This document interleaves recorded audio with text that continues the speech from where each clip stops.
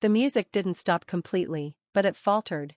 A violin note slipped, just enough for 200 guests to fall into a stunned hush. My cheek burned, the sharp, metallic taste of blood hit my tongue. Somewhere behind me, champagne flutes shattered against the marble floor. I stayed still. For a moment, I couldn't move. My name is Elena Harper. I'm 30, and 5 seconds ago, my father, Richard Harper, retired Marine and self-appointed guardian of family honor, slapped me across the face at my brother's wedding. "You selfish little girl," he spat, his breath thick with bourbon and anger. "After everything we've done for you." I turned, feeling the swelling rise on my lip. My mother, Marlene, stood frozen, her face ghostly pale, not from worry for me, but from fear of the scene. Her eyes darted toward the head table, where the photographers stood stiff as statues. I didn't answer. Instead, I looked past my father to my brother, Nathan Harper, lounging in his tux beside his new wife, Callie. He didn't stand, didn't even blink, he just smirked. Of course. Minutes earlier, they'd cornered me by the dessert table. My parents had demanded I give up my penthouse. "You're just one person, Elena," Marlene had cooed, arranging cupcakes like she was decorating a nursery. "Nathan and Callie need a place to start their life. Be reasonable." Reasonable, that was their favorite word for taking what was mine and giving it to him. I had told them no. Calm, firm. I bought that place. I live there. Nathan and Callie could find their own home. And now here I was, a handprint blooming across my cheek, my mother more concerned with gossip than with her daughter. I blinked once, then I smiled, not out of forgiveness or defiance, but out of a sudden, electric clarity. "You'll regret this," I said, my voice cutting through the hush, loud enough for the head table to hear. "All of you will." Then I turned and walked out. My heels struck the floor like a gavel. No one followed. Outside, the summer air hit me, but I didn't shiver. I just kept walking, past the valet, past the floral arch my mother had fussed over for months, past the guests pretending to look away. My hands were steady. Something inside me had shifted, not shattered, but settled into place. At 24, I started saving for that penthouse. 60-hour weeks, no vacations, endless nights coding banking systems no one cared to understand but everyone needed. I worked out of a small cafe on 5th called Juniper and Black, long wooden tables, a harbor view, and a barista named Mark who never pried. It became my quiet sanctuary. 3 years later, I signed for that penthouse. No help from anyone. My father had insisted I should focus on finding a husband. My mother called the place cold, modern, lonely. I moved in alone. I made every choice myself. That space was the first place that was truly mine. Meanwhile, Nathan cycled through failed business schemes, drones for coffee delivery, NFTs for dogs. Each time, my parents bailed him out. No questions asked. He lived rent-free in a family-owned condo, calling himself Between Ventures. And yet somehow, I was always the selfish one. They never noticed when I started slipping away, skipping holidays, shortening my texts, declining dinners that always ended with "Nathan needs your help." They mistook my silence for weakness, but I was quiet because I was learning, I was building. Tonight, I didn't drive home. The penthouse felt too heavy, too loud with memory. Instead, I turned toward the waterfront, pulling into the gravel lot behind Juniper and Black. The cafe was nearly closed, lit by a single warm bulb. Mark stood behind the counter, drying glasses. He looked up as I came in, his expression shifting to quiet concern.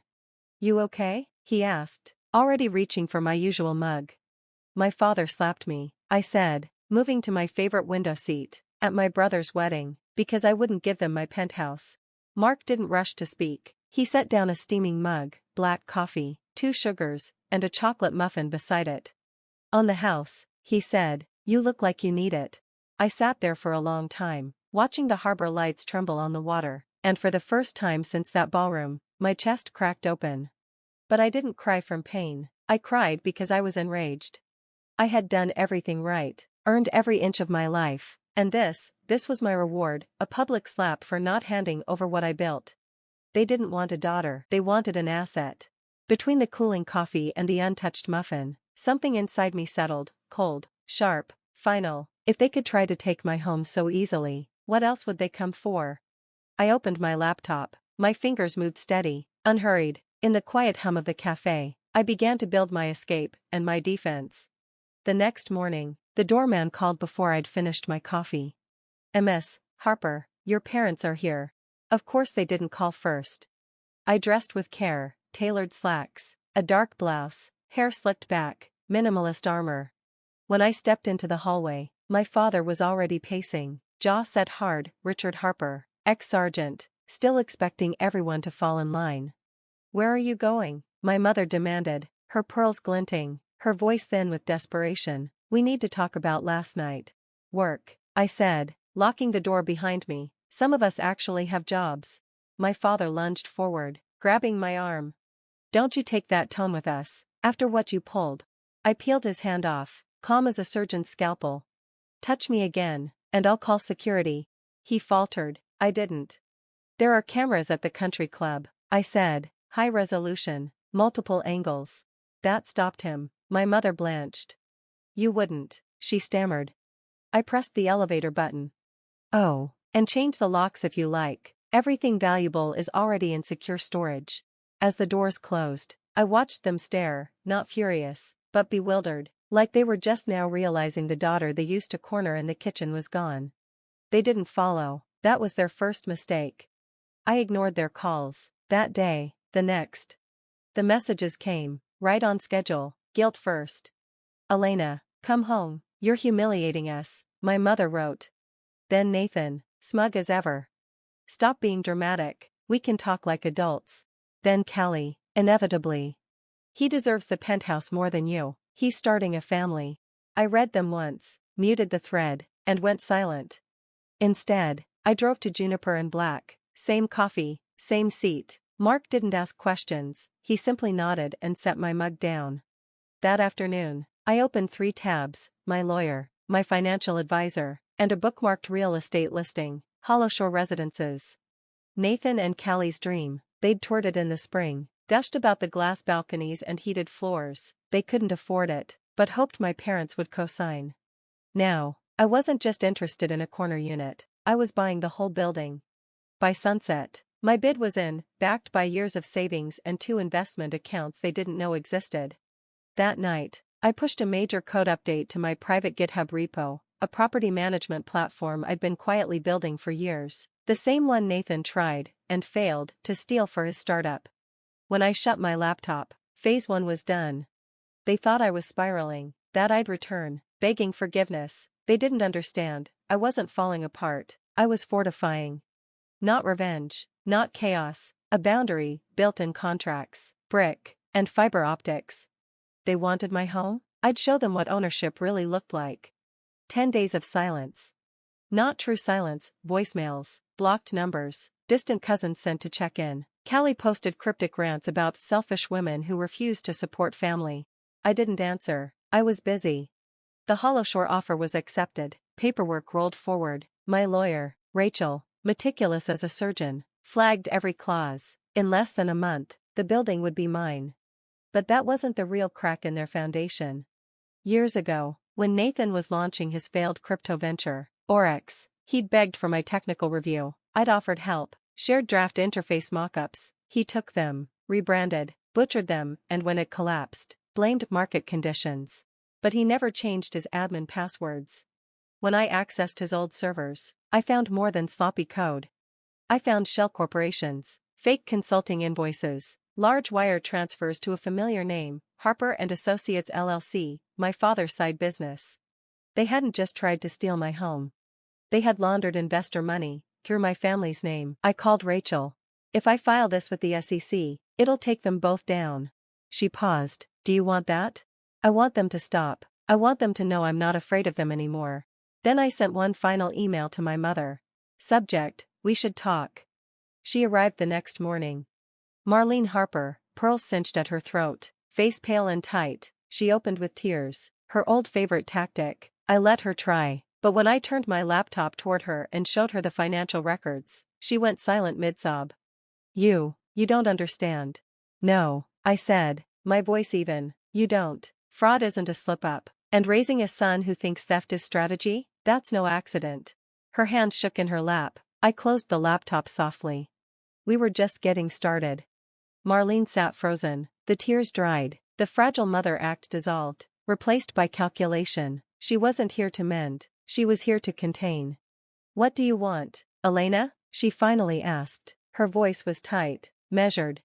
I want peace, I said. No more calls, no more guilt-laced dinners, no more Callie posting family propaganda. She blinked, once. The penthouse is mine, legally, morally, factually, my work, my finances, my future, off limits. And if we don't agree?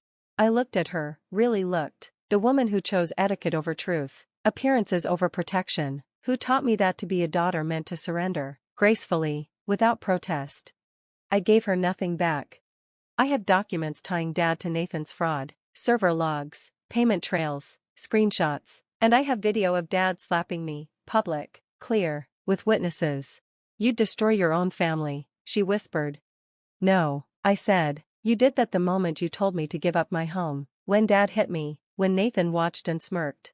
Her face cracked, just slightly, but not enough to reach her eyes. I closed the laptop gently, the click echoed in the quiet room. I'm not asking for anything unreasonable, I said, rising, just distance, just silence. She didn't argue, she just stood, gathered her purse, and left. I watched her disappear into a black sedan, no slammed doors, no final words, just silence, and this time, it was mine. A week passed, then two. No calls, no visits, no updates. But it wasn't peace, it was pressure behind a dam. The first crack came in an email from my real estate agent. Subject, eviction notice processed, Unit 14C. Nathan and Callie had stopped paying rent, 2 months behind, ignored notices, blamed clerical errors. What they didn't know, what no one in that building knew, was that I owned it now. The final eviction notice? My signature. I didn't gloat, I didn't interfere, I let the process unfold, quiet, legal, permanent. They left in silence, no Instagram posts, no farewell parties. Just one text from Nathan as they were leaving. Mom told me what you're doing, you can't prove anything. I read it once, then attached a screenshot, server logs, his name, timestamps, account IDs. I sent it without a word. Minutes later, he replied. What do you want? 3 words. Total distance. No more demands, no more manipulations disguised as dinners, no more pretending we were ever a family. He tried once more. You've changed. I typed back, no, I stopped pretending. I archived the thread. That night, I stood on my balcony, the city lights stretched out below, soft and forgiving. I thought of the years I spent trying to be good enough, useful enough, quiet enough.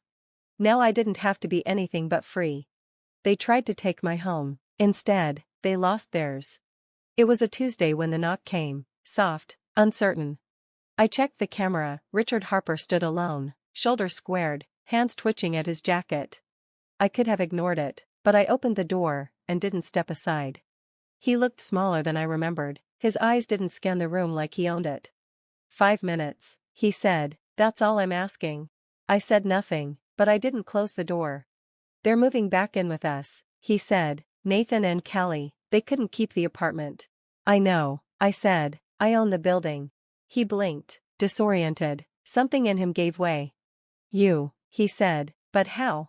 Because I'm good at what I do, I always was, you just never looked close enough.